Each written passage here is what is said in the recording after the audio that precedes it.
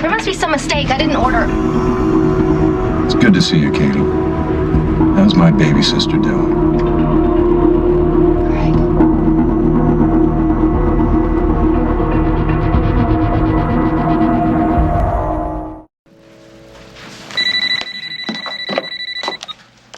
Hello. Yes, this is she. Oh, hi, Mrs. Plank. How are you? JJ is so looking forward to coming to Eastlake next month. We're going to miss him so much, of course, but he's... What do you mean? What kind of problem? Didn't you get the deposit? I am so sorry. I don't know what could have happened. Yeah. No, absolutely. I will take care of it right away. Thank you.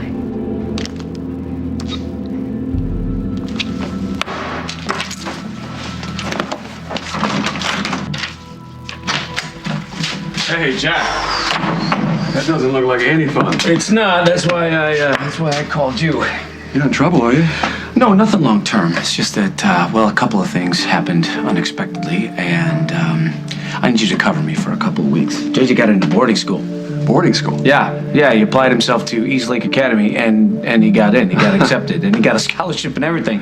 It's just that I had to spend a couple more $1,000 than I was expecting, and with the wedding right around the corner. Hey, say no more.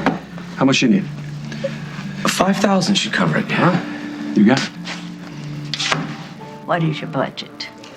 Well, I can give you a bargain for New Year's Eve. Ooh, I love a bargain. Yes, we had a last-minute cancellation, which is unheard of. But this corporation, well, they've given big parties here every year for the past decade, but because of the economy the way it is, well, they had to cancel and forfeit a huge deposit.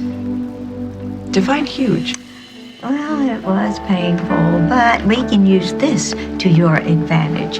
I can make sure that you and Jack have the ballroom on New Year's Eve with everything included for, let's say $20,000. How's that sound? $20,000? Yes, that includes the staff, eating the open bar, and, of course, a delicious meal, and then the music. Well, hold on, I'm so sorry. Excuse me, I'm still back at 20 grand. Yes, it's a bargain. Just say yes, I'll give you a night no one will ever forget.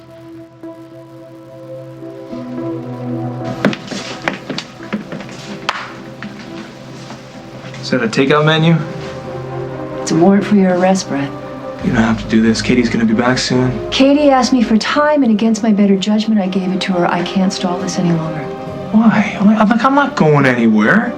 That's not how it works here, even if you are married to my sister. Look, I know you think I'm selfish. I'm gonna take the fifth on that. This is not about me. Yeah, there's a dead girl involved. Spencer's not dead. Okay, she's ordering deep dish in Chicago somewhere. In your imagination somewhere. Well, Katie saw her too.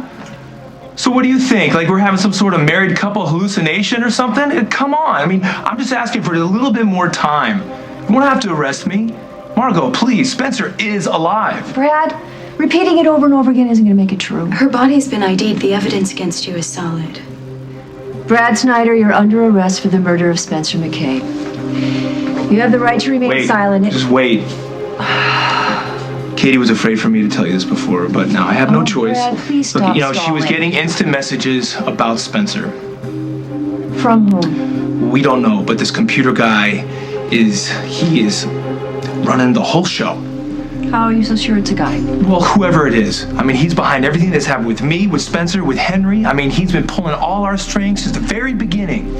You find out who he is, or whoever, or whatever, you'll find out the truth, Margot. What's the matter? Aren't you going to hug your big brother? What are you doing here? Filial bonding. I've come to check up on my baby sister. Try again, Craig. So cynical. What's happened to you, Pumpkin? What do you want? It's the holiday season. Oakdale's been pulling on my proverbial heartstrings. I miss my family. Oh, come on, Craig. You go for months, years without talking to me. Well, I'm here now. What do you want to talk about? And what about Margot? Oh, that's right. You probably shouldn't call her, seeing as you're wanted for attempted murder of Paul Ryan. Which is why we need to keep my arrival in town a secret. Just for now. Don't put this on me, Craig. One more thing to worry about right now, and my head is gonna explode. Well, that's why I'm here. Let me help you.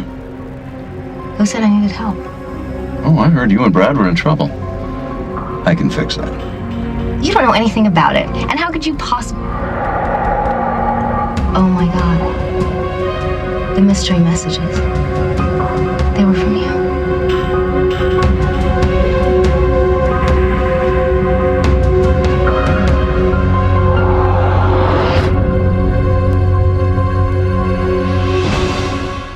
I don't know what you're talking about. What mystery message? Don't lie to me, Craig.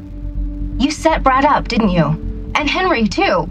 You stole evidence and you planted evidence and God knows what else. And now Brad could go to jail for the rest of his life because you stuffed a decomposing body in his locker. Yuck. Why would I do that? The favor.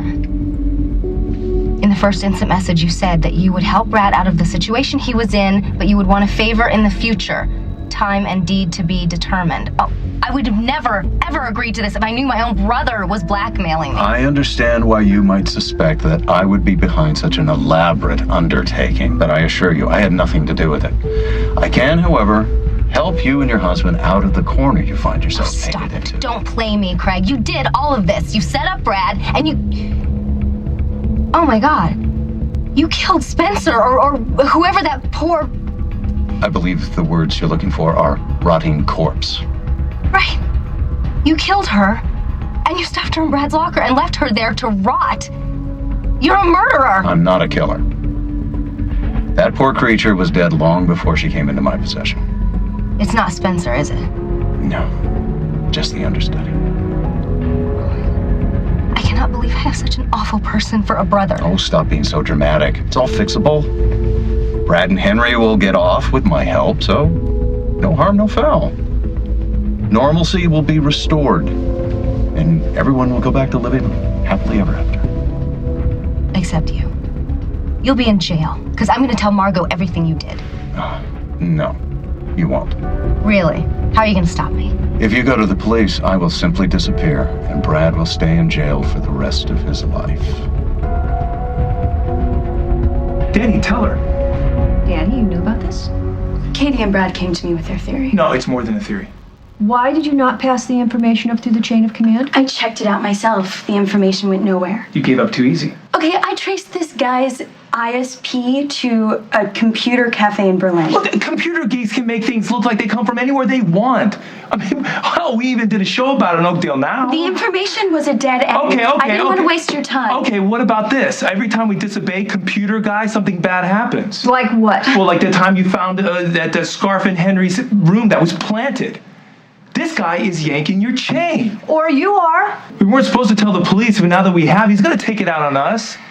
You just wait and see. I should probably call Katie and warn her. Yes, you probably should. Right after we book you. Margot, I'm not making this up. It's too easy to prove. Come on, you gotta believe me. Danny, go get the computer.